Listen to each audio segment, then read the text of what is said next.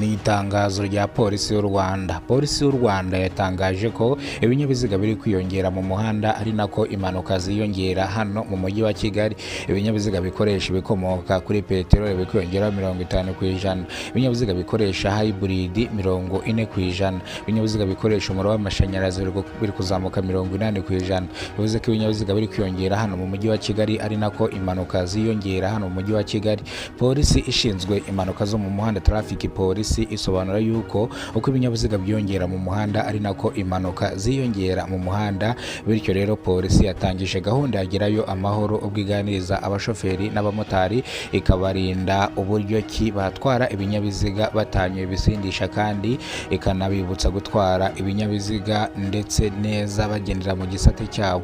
Bityo polisi yatangije gahunda yagerayo amahoro hano mu mirenge itandukanye y'umujyi wa Kigali. Traffic Polisi ishinzwe impanuka zo mu muhanda ivuga yuko umushoferi utwara ibinyabiziga yanywe ibisindisha nabyo ari imbogamizi zikomeye cyane bituma akora impanuka bitunguranye. Bityo polisi ivuga yuko umuntu wese uzafatwa utwaye imodoka yanyoye ibisindisha azahanwa bikomeye cyane, ihazabu rya miliyoni y'amafaranga y'u Rwanda, igifungo cy'amezi 3, imodoka bakayitera breakdown nayo bakayifunga amezi 3. Bivuze ngo ni ibintu ukora wikinira bikarangira bibaye impinduka cyangwa bivuyemo ingaruka zikomeye cyane. Impamvu bino polisi yabivuze, hari umushoferi wari utwaye imodoka yanyoye ibisindisha agiye i Musanze aza gukora impanuka ndetse aza kwitaba Imana, ariko bamupimye basanga yari yanyoye ibisindisha. Yamanutse muri ya misozi ya za Musanze, imodoka iramanuka yikubita munsi y'umuhanda itwaye abagenzi uruhuri, birangira bamwe bakomeretse abandi basize ubuzima nawe arapfa.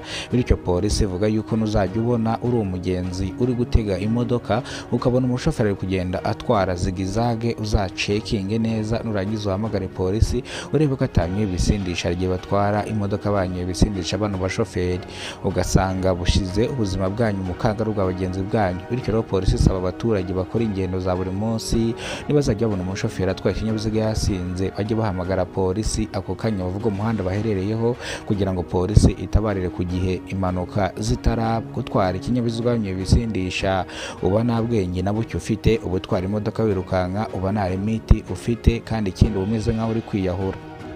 Bityo rero polisi yasabye abaturage kujya batangira amakuru ku gihe. Nimba umushoferi babonye yanyoye ibisindisha bahite bahamagara polisi ako kanya ihitize itabari hakiri kare.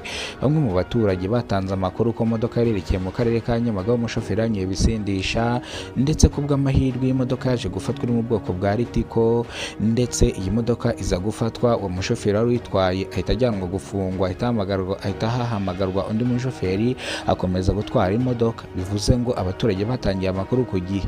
Namwe mutangira amakuru ku gihe niba ubonye umushoferi ari gutwara ikinyabiziga arimo aragenda ari muri zigizage mu muhanda, ubona ari hangover, hamagara polisi ako kanya kugira ngo urinde ubuzima bwawe n'ubwa bagenzi bawe. Polisi ishinzwe impanuka zo mu muhanda yongeye kwisegura ku bantu babuze ababo mu mpanuka zagiye ziba mu mwaka wa 2025, kuko habaye impanuka zidasanzwe cyane zahitanye ubuzima bw'abantu benshi. Ku bw'amahirwe Traffic Polisi ishinzwe impanuka isobanura yuko uyu mwaka 2026 nta mpanuka nyinshi zabayemo ku buryo zahitanye ubuzima bw'abantu benshi. Ivuga ko impanuka zagabanyutseho 50%, bitewe n'uko polisi yirirwa ishishikariza abashoferi gutwara ibinyabiziga batanyoye ibisindisha. Bityo rero polisi ikora akazi kayo neza. Basobanura yuko uyu mwaka nta mpanuka nyinshi zagaragayemo zahitanye ubuzima bw'abantu benshi, gusa zagaragaye hakomeretse benshi, ariko nta bigeze bapfira mwa zino mpanuka.